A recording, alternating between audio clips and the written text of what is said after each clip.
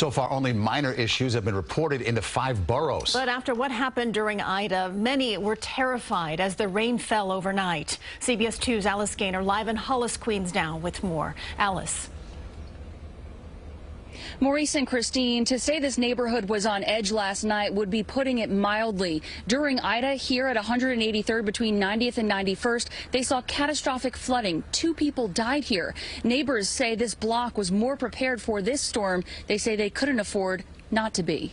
Rajendra Shiv Prasad shows us the basement wall that collapsed during Ida, sending floodwaters rushing in, killing a 43-year-old woman and her 22-year-old son. It's not easy, you know. It's not easy. It's very hard. I know them a long time.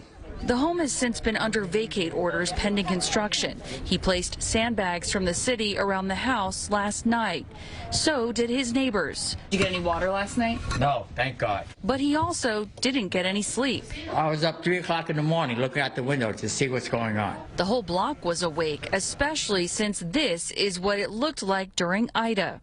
2 o'clock in the morning, 3 watching from the window. Queensboro President Donovan Richards says an infrastructure project on this portion of the block was just completed. Built out some catch basins, you know, they could increase the capacity and they'll run a sewer pipe all the way up to the boulevard. Neighbors are skeptical it'll make a difference and blame the ongoing construction for other issues. Elsewhere in Queens, this tree toppled onto a car in Jackson Heights. But other than that, there was some street level flooding, very minor in nature. He says this time there was better coordination. The city agencies were stationed here overnight.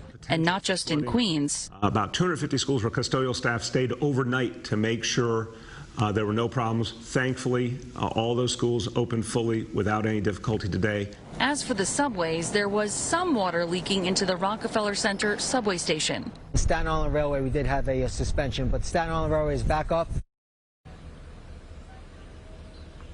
Residents say they are asking for more assistance. Those who receive checks from FEMA say it's simply not enough and that a proper assessment was never done. A representative for the mayor's office was here today. He says they're going to be circling back with FEMA, asking for a second round of assessments, telling them to actually go inside the homes this time and look at the damage. We are live in Hollis, Queens. Alice Gaynor, CBS 2 News. Alice, thanks. You can stay on top of the severe weather anytime. Just use your phone's camera to scan the QR code here at the bottom of your screen.